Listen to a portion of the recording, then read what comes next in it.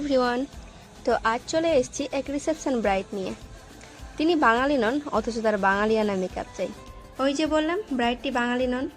ব্রাইডটি হচ্ছে এক আসামি ব্রাইড, যার ভাষা শুনলে আপনি বুঝতে পারবেন।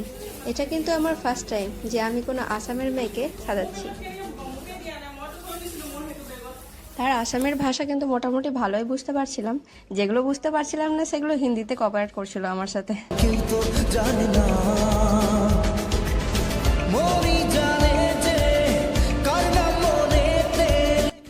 ফেস মেকআপ করার পর আমি তাকে বলি তার যা যা জুয়েলারি সব পরে নিতে।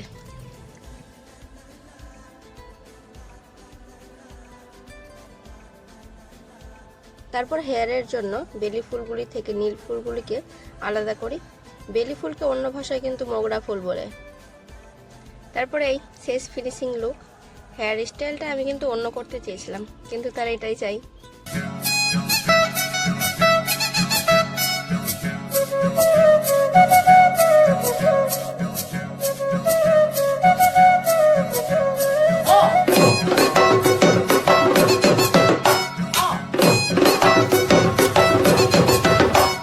তো আজকের এই কাজটি ছিল রতুয়ার বাহারালে।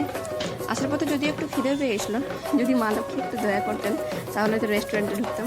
ওকে, টাটা, সবাই ভালো থাকবেন, আর কাজ পছন্দ হলে অবশ্যই বুকিং করবে।